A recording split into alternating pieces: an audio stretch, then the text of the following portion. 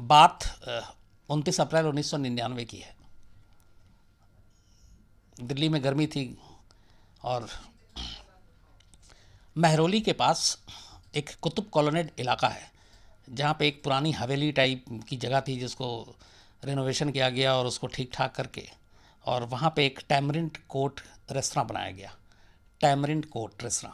और इसको बनाने की जो जिम्मेदारी ली थी और जो इसकी ओनर थी वो बीना रामानी, एक बहुत ही बड़ी सोशलाइट, ऊंचे हलकों में उठना बैठना, हाई सोसाइटी में लोगों से मिलना जुलना। तो उनका ये रेस्तरां था टैमरिंड कोर्ट। और साउथ दिल्ली में जो लोग रहते हैं और वो इस रेस्तरां से काफ़ी अच्छी तरीके से वाकिफ़ होंगे। ये काफ़ी पॉपुलर पार्टीज़ के लिए हुआ करती है और यहाँ पे सारे हाई सोसाइटी के लोग पहुँचते थे। और चूँकि इस टैमरिंड जो कोर्ट रेस्तरां है उसकी खासियत ये थी कि ये महरौली में जिस जगह पे है वहाँ से कुतुब मीनार बिल्कुल साफ दिखता है और ओपन एरिया भी है। तो लोग जनरली रात को एंजॉय करने के लिए यहाँ पे पहुँचते थे। हालांकि इस रेस्तरां के पास लिकर सर्व करने का लाइसेंस नहीं था, अप्लाई किया हुआ था लेकिन मिला नहीं था। तो चोरी छुपे भी वहाँ पे ये सारी चीज़ें हुआ करती थी। और चूँकि हाई प्रोफाइल लोग थे, बीना रामानी का अपना एक रुतबा था, तमाम ब्यूरोक्रेट्स, पुलिस अफसर सब जानते थे। बीना रामानी की जो बेटी है मालिनी रामानी, वो मॉडलिंग की दुनिया में थी और बॉलीवुड और तमाम लोगों से उनके भी अच्छे रिश्ते। और इनके जो बीना रामानी के जो हस्बैंड वो कैनेडियन, कनाडा के जो सिटीजनशिप है कनाडा के थे, और जॉर्ज मेलहोट। तो बीना रामानी, उनकी बेटी मालती रामानी और जॉर्ज मेलहोट, ये तीनों मिलकर ये टैमरिंड रेस्तरां को चलाते थे। बाकी दिनों के अलावा भी एक हर थर्सडे को यहाँ स्पेशल पार्टी हुआ करती थी, थर्सडे नाइट को। और वो कहा जाता था, उसका नाम ही था थर्सडे स्पेशल नाइट। तो इसमें वो लोग जाते थे कि जो जानते हैं इस रेस्तरां के बारे में। चूँकि ताकतवर लोग भी आते थे तो कोई लोकल पुलिस और ये सारी चीज़ें कुछ कहती भी नहीं थी कि आपके पास बाहर का लाइसेंस है नहीं है, दबदबा ऐसा था। तो 29 अप्रैल 1999 को थर्सडे का दिन था और वो उस दिन भी थर्सडे स्पेशल पार्टी रखी गई थी। लेकिन पार्टी इस तरीके से रखी गई थी कि जो बीना रामानी के हस्बैंड थे वो उसी वीक कनाडा जा रहे थे 6 महीने के लिए। चूँकि वो कैनेडियन सिटीज़न है तो आना जाना लगा रहता था, लेकिन वो किसी अपने बिजनेस और काम के सिलसिले में 6 महीने के लिए कनाडा जा रहे थे।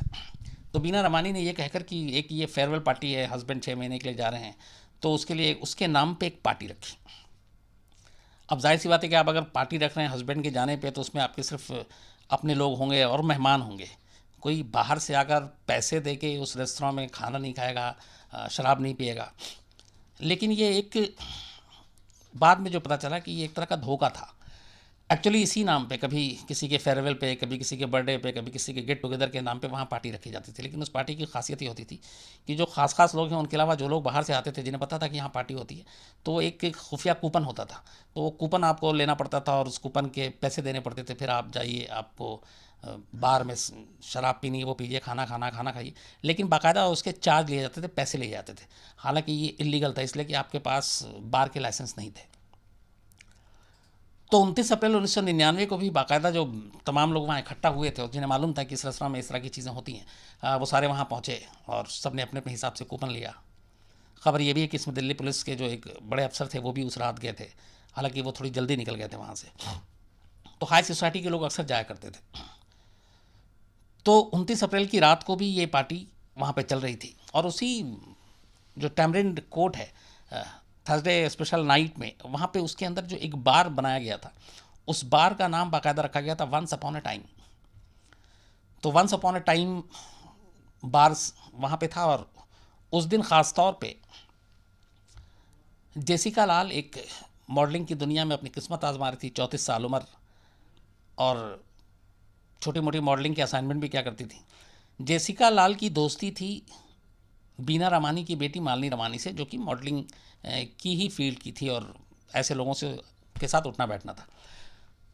तो मालती रामानी ने उस दिन जेसिका लाल को कहा कि हमारे यहाँ ऐसे है और तुम आकर एक बार टेंडर के तौर पे काम करो। तो ऐसे जो बड़ी पार्टीज़ होती हैं हाई सोसाइटी की, तो उसमें जो ड्रिंक सर्व करते हैं वो भी आम वेटर्स और वो उस तरह के नहीं होते हैं, बल्कि थोड़े बड़े लोग, मॉडल, इस तरह के लोगों को खड़ा किया जाता है ताकि उससे थोड़ा सा आपका माहौल भी बदले और ये लगे कि हाँ ये बड़े लोगों की पार्टी है। तो 2 मॉडल उस दिन ऐसे थे जिनको बार मेड कहें आप या बार टेंडर कहें कि जिम्मेदारी सौंपी गई थी। उनमें एक जेसिका लाल थी और दूसरा नाम था एक शायन मुंशी। शायन मुंशी भी मॉडलिंग की दुनिया में अपनी किस्मत आजमा रहा था और कई छोटे मोटे मॉडलिंग के असाइनमेंट भी किए थे और फिर फिल्मों में भी काम करने की कोशिश कर रहा था। तो शायन मुंशी और जेसिका लाल उस थर्सडे की रात को टैमरिन कोर्ट के अंदर उस पार्टी में मेहमानों को ड्रिंक सर्व कर रहे थे। इधर दूसरी तरफ उसी टैमरिन कोर्ट से लगभग 15 से 18 किलोमीटर की दूरी पर एक साउथ दिल्ली में न्यू फ्रेंड्स कॉलोनी इलाका है। ये ओखला जामिया यूनिवर्सिटी जो है उससे जस्ट पास में उसके। तो उस दिन मनु शर्मा, सिद्धार्थ वशिष्ठ असली नाम है, एलियस मनु शर्मा। मनु शर्मा हरियाणा के एक ताकतवर मंत्री विनोद शर्मा का बेटा, और उस वक्त वो हरियाणा कांग्रेस में जनरल सेक्रेटरी के पद पे थे। विनोद शर्मा पॉलिटिशियन होने के अलावा काफ़ी दौलतमंद, अपना पूरा बिजनेस का वो चेन चलता, होटलों का चेन है उनका। तो विनोद शर्मा का बेटा मनु शर्मा उस दिन उसको चंडीगढ़ जाना था, क्योंकि चंडीगढ़ में उस घर है और चंडीगढ़ में सारा जो बिज़नेस एक तरह से हेडक्वार्टर का है वही है। तो मनु शर्मा को जाना था उस थर्सडे को ही चंडीगढ़, लेकिन वो चंडीगढ़ नहीं जाता बल्कि वो पहुंच जाता है रात को न्यू फ्रेंड्स कॉलोनी में। और न्यू फ्रेंड्स कॉलोनी में असल में उसका एक दोस्त रहता था जिसका नाम था अमरिंदर सिंह कोहली उर्फ टोनी। टोनी जो था वो कोका कोला कंपनी की जो बॉटलिंग प्लांट का जीएम के तौर पे यहाँ काम कर रहा था, और न्यू फ्रेंड्स कॉलोनी में उसी की कोठी थी जहाँ वो रहता था। तो मनु शर्मा पहुँचता है न्यू फ्रेंड्स कॉलोनी रात करीब 7-8 बजे। वहाँ पे उसको टोनी मिलता है। टोनी के साथ एक और उसका दोस्त था, उसका नाम था आलोक खन्ना। ये टोनी का दोस्त था। और थोड़ी देर के बाद विकास यादव भी वहाँ पहुँच जाता। विकास यादव डीपी यादव का बेटा जो जेल में है और जिसकी मैंने आपको पूरी कहानी सुनाई थी अभी। तो ये 4 लोग बैठ के वहाँ ड्रिंक कर रहे होते हैं न्यू फ्रेंड्स कॉलोनी में टोनी के घर पे। ड्रिंक करने के बाद अचानक रात करीब 11 सवा 11 का वक्त होता है और फिर ये चारों उसमें मनु शर्मा चूँकि पहले भी बीना रमानी के रेस्टोरेंट में जा चुका था, तो वो कहता है कि टैमरिन कोर्ट चलते हैं, आज थर्सडे नाइट स्पेशल है। तो वो तीनों तैयार हो जाते हैं। फिर ये चारों 2 अलग अलग गाड़ियों में महरौली पहुँचते हैं न्यू फ्रेंड्स कॉलोनी से, और उस वक्त रात 12 से ऊपर का वक्त हो चुका था। वहाँ जाते हैं, ये लोग कूपन लेते हैं। कूपन लेने के बाद Manu Sharma once upon a time जो बार था वहाँ पे जाता है, और उस वक्त जेसिका और वहाँ पे शायन मुंशी दोनों मौजूद थे। और चूँकि उस वक्त तक उस दिन भीड़ बहुत थी, गेस्ट ज़्यादा थे, तो ड्रिंक सब ख़त्म हो चुका होता है। कुछ बचे हुए थे जो शायद कुछ ख़ास मेहमानों ने अपने लिए रखवाया, बीना रमानी या उनके हस्बैंड ने रखवाया हो कि कुछ और गेस्ट लेट तक रुकेंगे तो उनको सर्व करना है, या कुछ और आने वाले थे। लेकिन ये था कुल मिला के कि ख़त्म हो चुका था, बहुत कम लिमिटेड बचा हुआ था। तो मनु शर्मा काउंटर पर जाता है और वो जेसिका से कहता है कि उसको ड्रिंक चाहिए। और जेसिका मना कर देती है, कहती कि टाइम ओवर हो गया और अब ड्रिंक है भी नहीं। तो उससे 1-2 बार रिक्वेस्ट करता है तो वो नहीं देती। फिर वो पैसे निकालता है और अपने पर्स से 1000 रुपये देता है जेसिका को कि मुझे सिर्फ एक पैक दे दो तुम, और उसके लिए तुम 1000 ले लो। जबकि वो कूपन ऑलरेडी ये लोग ले चुके थे, मतलब पैसे उसके ज़्यादा दे रहा था वो। तो जेसिका फिर उसको कहती है कि ये आप मुझे पैसे मत दिखाओ, और मुझे नहीं है मतलब नहीं है। तो ऑलरेडी ये चूँकि पिछले 3 घंटे से सब चारों ड्रिंक कर रहे थे न्यू फ्रेंड्स कॉलोनी के घर में, तो थोड़ा हाई था, नशे में था मनु शर्मा। उसके बाद वो अपने .22 बोर का जो उसका लाइसेंसी रिवॉल्वर था वो निकालता है और जेसिका को धमकाता है रिवॉल्वर दिखाकर, और कहता है कि आप ड्रिंक दो। तो जब फिर मना करती है तो उसको और धमकाने के लिए, और चूँकि तीनों दोस्त खड़े हुए थे और बाद में उसने कहा, उसे लगा कि उसकी इंसल्ट हो रही है, तो एक फायर करता है सीधे छत पे। जिस जगह पे जेसिका खड़ी थी उसके ठीक ऊपर में वो रिवॉल्वर का मुंह ऊपर करता है और फायर कर देता है। फायर करने के बाद फिर कहता है कि अब दे दो, नहीं तो फिर तुमको गोली मार देंगे। जेसिका को लगता है कि ऐसे नशे में यूं ही है और बोल रहा है। जेसिका फिर रिफ्यूज़ कर देती है। इस बार जैसे ही वो रिफ्यूज़ करती है तो वो सीधा रिवॉल्वर का मुंह छत की बजाय वो जेसिका की तरफ लाता है और फायर कर देता है। गोली सीधे कनपट्टी में लगती है जेसिका को। जैसे ही गोली लगती है तो वो गिर पड़ती है वहीं पे। शायन मुंशी और वहाँ पे मौजूद था उसके बराबर में। अब जब गोली लगती है तो यहाँ पे ये तीनों, ये भी जो टोनी डीपी यादव का जो बेटा विकास यादव और आलोक खन्ना उसका दोस्त, ये तीनों मौजूद थे। उसके बाद उन्हें एहसास हुआ कि ये क्या हो गया। तीनों घबराते हैं और अचानक वहाँ पार्टी से निकलते हैं। अच्छा, म्यूज़िक का शोर और तमाम चीज़ें थी, तो बहुत सारे लोगों ने गोली की आवाज़ सुनी भी नहीं थी। लेकिन उधर जेसिका गिर पड़ती है और ये तीनों वहाँ से धीरे से खिसकते हैं। जब तक शायन मुंशी शोर मचाता है, बाकी लोग जो और थे वहाँ पे, तो लोग अफरा तफरी में भागते हैं, इधर उधर आते हैं। उसी अफरा तफरी का फ़ायदा उठाकर ये चारों वहाँ से बाहर निकलता है और बाहर निकलने के बाद उस रेस्टोरेंट से बाहर भाग लेते हैं। इधर फिर बीना रमानी और तमाम लोग आते हैं। उसके बाद देखते हैं कि जेसिका लहूलुहान ज़मीन पे है। उसको फ़ौरन उठा के एक पास के आका अशलोक हॉस्पिटल था, वहाँ ले जाते हैं। तो वहाँ डॉक्टर देखता है और कहता है कि नहीं, इनको आप कहीं और ले जाओ। तो फ़ौरन फिर अपोलो हॉस्पिटल ले जाया जाता है, लेकिन तब तक ब्लीडिंग इतनी हो चुकी थी, गोली सीधे कनपट्टी से सर में लगी थी। तो अपोलो पहुँचते पहुँचते जेसिका की डेथ हो चुकी होती है और डॉक्टर ब्रॉड डेड उसको डिक्लेयर कर देते हैं। अब ये सारी चीज़ें इधर हो गई। इधर ये लोग बाहर भागते हैं और दो अलग अलग ग्रुप में भागते हैं। विकास यादव और टोनी ये अलग और मनु शर्मा बिल्कुल अलग। तो मनु शर्मा सबसे पहले वहाँ पे ही जाकर बाहर निकल के महरौली में एक सुनसान जगह पे वो पैदल ही भागा रहा था और वो उस रिवॉल्वर को एक जगह पे छुपा देता है मट्टी के नीचे। और फिर वो निकलता है, फिर फ़ोन पे आपस में बात करते हैं, फिर वो उसको पिक करता है। फिर वो पिक करने के बाद वापस थोड़ी देर के बाद आते हैं उसी जगह पे जहाँ पे इसने रिवॉल्वर छुपाया था। उसका एक दोस्त था जो यूएस से आया था, वो उससे उस रिवॉल्वर को बोलता है कि निकालो यहाँ पे है। वो निकाल के देता है, फिर कहता है तुम इसको कहीं डिस्ट्रॉय कर देना। ये कहने के बाद बाकी सब अलग अलग चले जाते हैं और विकास यादव मनु शर्मा को लेकर अपने घर गाज़ियाबाद में, इसका घर है डीबी यादव का, वहाँ पहुँचता है और रात ये लोग वहीं रहते हैं। और फिर जिस सफारी कार में ये लोग थे वो अगले दिन नोएडा में लावारिस बरामद होती है। उसके बाद फिर सब अलग अलग भाग जाते हैं क्योंकि मालूम था कि ये मामला बड़ा है। इधर पुलिस इन्वेस्टिगेट करती है मामले की, बयान दर्ज होते हैं, सब कुछ होता है, अखबारों में सुर्खियाँ आती हैं, तमाम जगहों पे खबरें। दिल्ली में एक मॉडल का इस तरह से मर्डर, वो भी कातिल के तौर पे जिसका नाम आ रहा वो एक बड़े बाप का बेटा, हाई सोसाइटी। फिर उसमें बहुत सारी चीज़ें आई कि ये रेस्टोरेंट कैसे चल रहा था जबकि लाइसेंस इसके पास था नहीं बाहर का। तो ये जितनी भी चीज़ें थी, फिर एक दो पुलिस अफसर के ऊपर उंगली उठी कि वो पुलिस अफसर भी वहाँ मौजूद थे, बट उन्होंने बाद में कहा कि नहीं, मैं वो इस हादसे से पहले जा चुका था। ब्यूरोक्रेट्स, बड़े बड़े इंडस्ट्रियलिस्ट, मतलब सारे रईस लोग उस पार्टी में लगभग जमा थे। गरीबों के लिए ये पार्टी थी भी नहीं, उनके जा भी नहीं सकते थे वो। तो ये धीरे धीरे फिर खबरें आनी शुरू हुई। तो उसके बाद प्रेशर पड़ा, फिर इन लोगों के नाम, चूँकि शुरुआत में बताए गए थे कौन था क्या था, तो तलाश शुरू हुई और सारे भाग गए। फिर एक एक करके इन लोगों को ढूंढा जाने लगा, लेकिन कोई मिला नहीं। तो सबसे पहले उसके बाद 4 मई को, मतलब 29 अप्रैल को इंसिडेंट हुआ था, 4 मई को अमरदीप सिंह गिल जो कोका कोला के बॉटलिंग प्लांट का जीएम था, उसको पुलिस अरेस्ट करती है।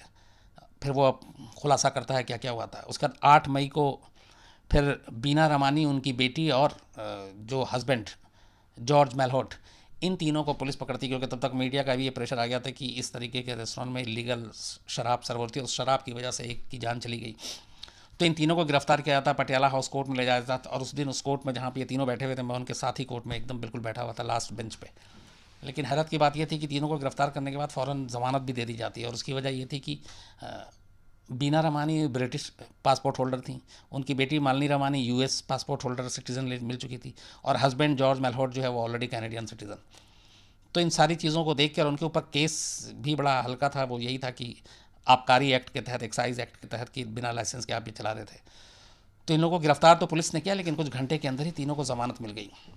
उधर मेन एक्यूज सब फरार, मनु शर्मा भी नहीं, विकास यादव भी नहीं।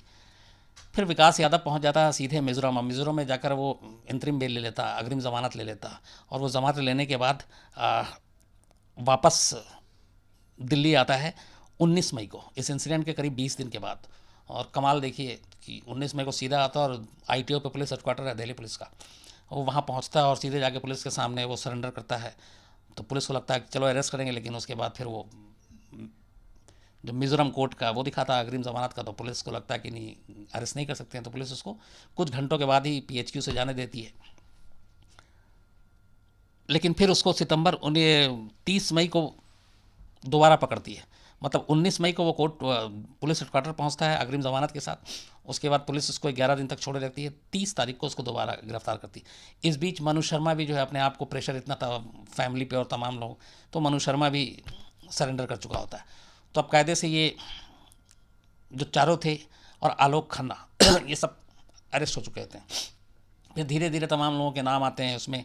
टोटल करीब 9 लोगों के नाम आते हैं जो अलग अलग तौर पे इनको भागने में मदद की, इनको शेल्टर दिया। उनमें एक नाम क्रिकेटर युवराज सिंह के जो फादर योगराज सिंह हैं, उनका भी था, और उनको भी एक्यूज़ बनाया गया कि आपने इन जो मुजरिम हैं इनको आपने कैसे छुपने में और सबूत मतलब पुलिस तक इन्फॉर्म नहीं किया, तो वो भी नाम था। तो ये सारी चीज़ें हुई। उसके बाद ये पुलिस ने करीब 3 महीने के अंदर चार्जशीट दाखिल करनी होती है, तो 3 अगस्त 1999 को दिल्ली पुलिस ने चार्जशीट दाखिल की। लेकिन जब तक ये मामला चला 3 महीने में, जो दिल्ली पुलिस के जो एसएचओ जिस पूरे मामले की जांच करता महरौली पुलिस स्टेशन का, वो लगातार रडार पे था। शुरू से ये था कि ये चूँकि बड़े लोग इसमें इन्वॉल्व हैं, बड़े लोगों के बच्चे इन्वॉल्व हैं, तो पुलिस किसी भी तरह इस केस को हशप करने की कोशिश कर रही है और केस को कमज़ोर कर रही है। और ये चीज़ बहुत जल्दी सामने भी आ गई। जब चार्जशीट दाखिल हुई उसके बाद ये कोर्ट में मामला गया, और कोर्ट में मामला जाने के बाद जो ट्रायल कोर्ट, वहाँ पे ये करीब 6 साल तक मुकदमा चला। और 6 साल के बाद 21 फरवरी सन 2006 को दिल्ली के ट्रायल कोर्ट ने 9 के 9 लोगों को बरी कर दिया। जबकि मनु शर्मा के खिलाफ 302 का मामला दर्ज किया गया था, बाकी के खिलाफ सबूत मिटाने और शेल्टर देने, ये सारी चीज़ों का, जिसमें विकास यादव और तमाम लोग थे। लेकिन लोअर कोर्ट ने हैरत अंगेज़ तौर पर 2006 में इन 9 के 9 लोगों को बरी कर दिया, जिसके बाद ही ये सवाल उठा था कि दिन नोबडी किल्ड जेसिका, जिस पर फिल्म भी बनी। और याद है कि जब ये फिल्म बनी थी और इस फिल्म को जब रिलीज़ किया जाना था, तो उससे पहले इस फिल्म की दिल्ली में ही रिव्यू थे, और उस पर रिव्यू पे उस वक्त जिन लोगों ने इसको कवर किया था, इस पूरे इंसिडेंट को, तो ऐसे 5-6 जर्नलिस्ट को बुलाया गया था फिल्म देखने के लिए, जिसमें इसके डायरेक्टर और तमाम लोग थे, और उसमें एक मैं भी था। तो मैंने वो फिल्म देखी थी, और फिल्म के बाद तब सेंसर बोर्ड की चेयरमैन थी अपनी सैफ अली ख़ान की मदर शर्मिला टैगोर। तो हम लोगों ने साथ फिल्म देखी, उसके बाद सबसे रिपोर्ट ली गई। तो उसमें 1-2 चीज़ें थी जो मैंने भी मेंशन किया था कि ये यहाँ पे ये गलत दिखाया गया, वो पुलिस को लेकर था। तो खैर कोर्ट ने जब ये सबको बरी कर दिया तो हंगामा मचा, और उसके बाद बड़ा तेज़ गुस्सा आया लोगों में, और उसके बहुत देश भर में विरोध प्रदर्शन हुए। जो जेसिका की बहन है सबरीना लाल, वो आगे आई, उन्होंने फिर लड़ाई शुरू की, और वो बहुत ही ब्रेव लेडी हैं। सबरीना लाल के साथ मैंने काफ़ी वक्त गुजारे, और एक जो सीआईडी शो आता है उसमें ब्रेवरी अवार्ड दिया जाता है, तो उसके ज्यूरी मेंबर में हम लोग दोनों शामिल थे, मैं, वो और फारूक शेख। तो हम लोग मुंबई में 2 दिन साथ ही थे। तो उस दौरान भी मैंने पूरी कहानी समझने की कोशिश की थी, लेकिन वो लगातार सालों तक इस अपनी बहन के लिए, इंसाफ के लिए लड़ाई लड़ी थी। तो खैर जब लोअर कोर्ट का फैसला आता है तो उसके बाद गुस्सा बहुत तेज़ होता है, फिर दिल्ली पुलिस पे उंगली उठती है। तो दिल्ली पुलिस के तब के जो कमिश्नर थे वो फिर कहते हैं कि अगर हमारी पुलिस ने इसमें गलत किया है जानबूझ के, क्योंकि लोअर कोर्ट ने पुलिस पे कमेंट्स किया था कि दिल्ली पुलिस ने इस पूरे मामले की जांच ईमानदारी से नहीं की, और उसने काम जो किया है वो अक्यूज़ को बचाने का किया, ये जजमेंट में था। तो दिल्ली पुलिस की फजीहत हुई, तो दिल्ली पुलिस के कमिश्नर को सफाई देनी पड़ी। उन्होंने कहा कि हम इसकी इंक्वायरी करेंगे, और जो भी इसमें दोषी होगा हम उसको छोड़ेंगे नहीं। और सबसे ज़्यादा रडार पे जो है वो एसएचओ जो आई हो, जिसने पूरे मामले की जांच की थी, महरौली थाने के। उसके बाद चूँकि देश भर में हंगामा प्रदर्शन शुरू हुआ, जुडिशरी के ही लोग, रिटायर्ड चीफ जस्टिस, तमाम ऐसे लोग सामने आने लगे। तो फिर दिल्ली पुलिस ने फरवरी में ये फैसला आता है, और मार्च में हाई कोर्ट में एक पिटीशन दाखिल करती है और इस फैसले के खिलाफ चैलेंज करती है। मार्च में हाईकोर्ट इसको एक्सेप्ट करती है, और फिर हाईकोर्ट ये कहती है कि इसकी ट्रायल जो है वो बहुत तेज़ी से होनी चाहिए और डे टू डे हियरिंग होनी चाहिए। तो 25 दिन तक लगातार इसकी ट्रायल हुई, तमाम गवाह, विटनेस, सबको फिर से बुलाया गया, और 25 दिन तक सारी ये कवायद पूरी हुई। फिर अदालत ने अपना वक्त लिया केस को समझने में, और आखिरकार लोअर कोर्ट के फैसले के ठीक 8 महीने के बाद लोअर कोर्ट ने अपना फैसला 21 फरवरी 2006 को सुनाया था, जिसमें 9 के 9 लोगों को बरी कर दिया गया था, including Manu Sharma. High court ने 20 दिसंबर सन 2006 को, मतलब लोअर कोर्ट के फैसले के ठीक 8 मिनट के बाद, 3-4 लोगों को जो बरी किया, लेकिन जो मेन मनु शर्मा, उसको उम्र कैद की सज़ा सुनाई। और हाईकोर्ट ने कहा कि सफिशिएंट एविडेंस है कि मनु शर्मा उस रात वहाँ मौजूद था, और उसने ही गोली चलाई, और उसने ही जेसिका को मारा है। साथ में विकास यादव और गिल और 2 तीसरे, उन सबको 4-4 साल कठोर परिश्रम की सज़ा सुनाई, जेल की 4-4 साल की। बट मनु शर्मा को उम्र कैद की सज़ा दी गई। ये 2006 में हुआ। तो अब जब ये कोर्ट ने सज़ा सुनाई, और कोर्ट ने साथ में लोअर कोर्ट के जो जज ने फैसला सुनाया था उनके खिलाफ बहुत ही कड़ी टिप्पणी भी की, कि बीना रमानी जो इस पूरे मामले में जो होस्ट थी, जिनके रेस्टोरेंट में ये सब कुछ हुआ था, उन्होंने बयान दिया था कि हाँ उस रात मनु शर्मा की मौजूदगी वहाँ थी, ये लोग आए थे। तो ये सारी चीज़ें, और आखिरी बार जेसिका के पास वही था, ये सारे सबूत काफ़ी थे। लेकिन हुआ क्या था कि लोअर कोर्ट में जब ये मामला गया था तो लोअर कोर्ट में दो तीन चीज़ें अजीब हुई। एक, इस केस से जुड़े हुए जितने अहम गवाह थे वो सब हॉस्टाइल हो गए, वो सब बदल गए। जैसे शायन मुंशी जिसने कहा था कि हाँ मैंने देखा था इसको, वो कोर्ट में जाके कह रहा है कि मैंने देखा तो था, लेकिन उसने ये कहा था कि मैंने गोली चलाते हुए देखा और उसकी गोली से ये मरी है जेसिका। ये शायन मुंशी का शुरुआती स्टेटमेंट था। लेकिन बाद में जब वो कोर्ट में उसकी गवाही की बारी आई तब उसने कहा कि मुझे नहीं मालूम, मैंने ये सब तो कहा नहीं, मुझे हिंदी नहीं आती, और जो जो पुलिस ने लिखा मुझसे बस कहा साइन कर दो तो मैंने साइन कर दिया, पर ये सब मैंने नहीं कहा, और मैं हिंदी बोल ही नहीं पाता हूँ। तो वो पलट गया। दूसरी एक और थ्योरी उसने दे दी वहीं पे कि जब अदालत ने पूछा कि फिर आपने क्या देखा था 29 अप्रैल की रात को, तो उसने कहा कि हाँ मनु शर्मा आया था, उसने ड्रिंक मांगी थी, और ये मनु शर्मा था, पर इसने गोली चलाई थी वो छत पे चलाई थी धमकाने के लिए, सिर्फ जेसिका को नहीं चलाई थी। जेसिका को जो गोली लगी वो किसी और ने चलाई थी।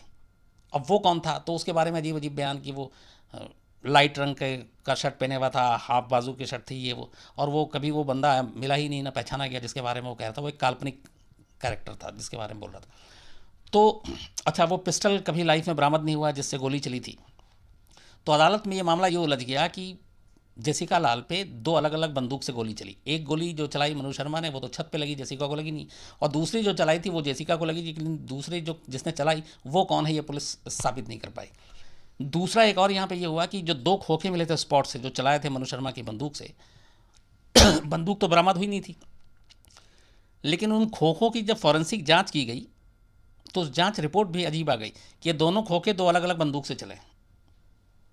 अब अदालत के सामने ये कि ये दो बंदूक की जब थ्योरी आ गई, और फॉरेंसिक रिपोर्ट ने भी अपनी पहली रिपोर्ट में कह दिया कि ये दोनों खोखे जो मिले हैं ये दो अलग अलग पिस्टल से चले हैं, तो फिर वो शायन मुंशी के बयान पे भी थोड़ा यकीन करना पड़ा। तो इन सारी चीज़ों की वजह से अदालत ने, लोअर कोर्ट ने इन सबको बरी कर दिया। हाई कोर्ट ने इसका उल्टा किया। हाई कोर्ट में कि से पहले भी जजमेंट से एक दो और बड़े इंपॉर्टेंट चीज़ हुई जिसमें मीडिया का बहुत बड़ा रोल रहा। एक तो ये रहा कि तहलका ने एक स्टिंग ऑपरेशन किया, और तहलका ने स्टिंग ऑपरेशन जो किया वो शायन मुंशी का किया, और शायन मुंशी के पास तहलका की टीम ये बन कर गई कि इसको एक फिल्म में कास्ट करना हीरो के तौर पे। तो शायन मुंशी बड़ा खुश, और ये बंगाल का रहने वाला शायन मुंशी। तो जो अंडर कवर रिपोर्टर है उसने कहा कि लेकिन एक प्रॉब्लम ये है कि ये फिल्म तो अच्छी है लेकिन आपकी तो हिंदी अच्छी है नहीं, तो आप डायलॉग डिलीवरी कैसे करेंगे। तो वो फ़ौरन बोला कि अरे मेरी हिंदी बहुत अच्छी है, आप मुझे कोई भी डायलॉग बोल दीजिए, मैं बोलता हूँ। और वो स्टिंग ऑपरेशन के दौरान उसको कई डायलॉग दिए गए, उसने धारा परवाह हिंदी बोली। उसके बाद ये चैनल पे चला उसका स्टिंग ऑपरेशन। तो एक ये इस्टेब्लिश हो गया कि उसको हिंदी आती है, उसने अदालत में झूठ बोला। दूसरा, इसी दौरान में एक और स्टिंग ऑपरेशन चला जिसमें यह हुआ कि विनोद शर्मा जो मनु शर्मा के फादर हैं, उन्होंने तमाम अहम गवाहों को पैसे देकर ख़रीदे, और ये जिन जिन लोगों को पैसे दिए गए और जिन जिन लोगों के ज़रिए दिए गए उनका स्टिंग ऑपरेशन हो गया। ये भी चैनल पे चला, अदालत ने भी ये देखा। तो ये दो अहम चीज़ें आ गई। तीसरी एक अहम चीज़, जब मनु शर्मा को गिरफ्तार किया गया था, सरेंडर जब हुआ था, पुलिस कस्टडी में था, तब पुलिस ने उसका बयान दर्ज किया था, और उस बयान का ऑडियो टेप था। हालांकि आज भी है कि पुलिस ने, क्योंकि 1999 तक ऐसा नहीं था, अपने पास सारा वीडियो और ये सारे कैमरे की फैसिलिटी सब कुछ थी, लेकिन दिल्ली पुलिस का वही है कि शुरुआत से ही लगा था कि इस केस को हशप करना है, इन लोगों को बचाना है। तो ऑडियो टेप था जिसमें उसका इकबालिया बयान था मनु शर्मा का, और उसने एक बयान में एक जगह ये कहा था, ये पोर्शन भी मीडिया में लीक हुआ और बाकायदा ये चला चैनल पर। उसने माना कि हाँ जेसिका लाल को उसने गोली मारी थी और जेसिका लाल का कत्ल उसने किया। तो पूछा गया कि ऐसा क्यों किया, तो उसने कहा मैं उससे ड्रिंक मांग रहा था, वो लगातार मना कर रही थी, मैंने उसको 1000 रुपये का नोट दिया फिर भी उसने मना किया, मेरे दोस्त मेरे साथ थे, तो मुझे बहुत वो शर्मिंदगी महसूस हुई, बेइज्जती महसूस हुई कि ये मुझे कैसे मना कर सकती है ड्रिंक देने से, बस इसी गुस्से में मैंने मार दिया। तो ये ऑडियो टेप था, दिल्ली पुलिस का इकबालिया बयान, जो बाद में चैनल में आया, लोअर कोर्ट का जब फैसला आ चुका था उसके बाद। तो ये सारी चीज़ें जब सामने आई, उसके अलावा फिर फॉरेंसिक रिपोर्ट जब आई तो पता चला कि कुछ फॉरेंसिक लैब के लोग भी इसमें दिल्ली पुलिस के नेक्सस से या जो भी कहें वो भी मिले हुए थे, इसलिए उन्होंने गलत रिपोर्ट बनाई कि ये दो अलग अलग पिस्टल से गोली चली है, जबकि दोनों खोखे एक ही पिस्टल से गोली चली थी। तो उस फॉरेंसिक की जांच में भी पता चला कि वहाँ पे भी घालमेल हुआ था। मतलब आप साजिश का लेवल देखिए कि कहाँ कहाँ तक दिल्ली पुलिस ने जिस तरीके से पूरी जांच की, गवाहों को तोड़ा मरोड़ा गया, गवाह खरीदे गए, फॉरेंसिक रिपोर्ट तक बदलवा दी गई। बट हाई कोर्ट ने कहा कि ये दुनिया जानती है कि ये कत्ल किसने किया, और इसलिए लोअर कोर्ट को बहुत सारे ऐसे सबूत थे जिस पर छोड़ना नहीं चाहिए, लेकिन लोअर कोर्ट ने फिर भी छोड़ा। तो उसके बाद हाई कोर्ट ने फिर उम्र कैद की सज़ा सुना दी 2006 में। इसके बाद फिर अपील की मनोज शर्मा ने सुप्रीम कोर्ट में इस फैसले के खिलाफ। सुप्रीम कोर्ट ने 2010 में हाई कोर्ट के फैसले को बरकरार रखा और कहा कि नहीं, ये उम्र कैद ही होगी। और उम्र कैद मीन 14 और 20 साल नहीं, उम्र कैद मतलब जब तक इसकी उम्र है तब तक ये जेल में रहेगा। तो ये पूरा मामला शायद कब का दफन हो चुका होता, ख़त्म हो चुका होता, अगर इसमें आम लोग आगे ना आते, अगर इसमें मीडिया ने अपना रोल ना प्ले किया होता ईमानदारी से, तो शायद जेसिका के कातिल कभी पकड़े भी नहीं जाते। और इस केस में एक और भी अहम चीज़, मैंने आपसे पहले भी शायद कभी कहा था कि ये मामला 1999 में हुआ था। 1999 में विकास यादव को इसी मामले में अरेस्ट किया गया था। लेकिन अरेस्ट करने के बाद, ये 30 मई 1999 को अरेस्ट हुआ था, सितंबर में इसको ज़मानत मिल गई थी 1999 में। और सितंबर में ज़मानत पे मिलने के बाद जब ये ज़मानत पे बाहर था, तभी नीतीश कटारा मर्डर केस हुआ था। जो जी विकास यादव की बहन है, जिसके साथ नीतीश कटारा को प्यार हुआ, वो शादी करना चाहता था, इसे ये रिश्ता मंजूर नहीं था।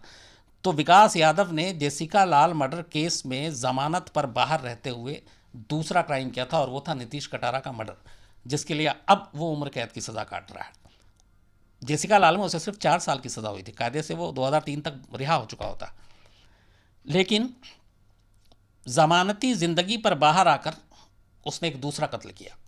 तो अब यहाँ पे भी एक बड़ा सवाल आता है कि क्या ऐसे ज़मानत देते हुए लोगों की ये फितरत, ये आदत, उनका नेचर, ये सब देखना चाहिए या नहीं देखना चाहिए, एक बहस की बात हो सकती है। लेकिन ये ज़मानत पे आकर उसने नीतीश कटारा का केस किया। अगर उसे ज़मानत ना मिलती तो शायद नीतीश कटारा की जान भी ना जाती।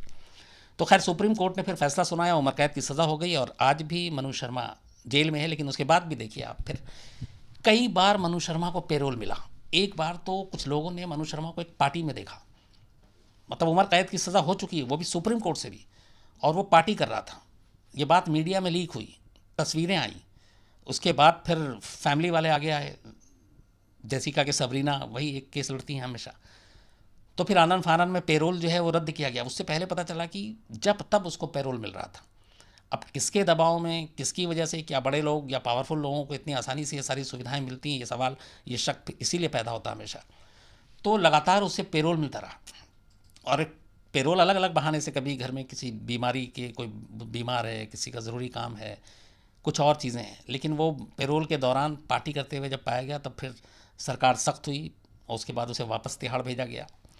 अब भी वो तिहाड़ में है। लेकिन इसमें लेटेस्ट डेवलपमेंट एक ये हुई थी कि वही सबरीना लाल जो पिछले 12-13 साल तक अपनी बहन के इंसाफ के लिए लड़ती रहीं, अचानक 3 महीने पहले उनका एक स्टेटमेंट आता है कि करीब 12 साल ये जेल में काट चुका है मनोज शर्मा, और अब जेल में वो सुना है कि सुधरने लगा है, अच्छा काम कर रहा है, जेल के लोगों को पढ़ाता लिखाता भी है, बाकी कैदियों को।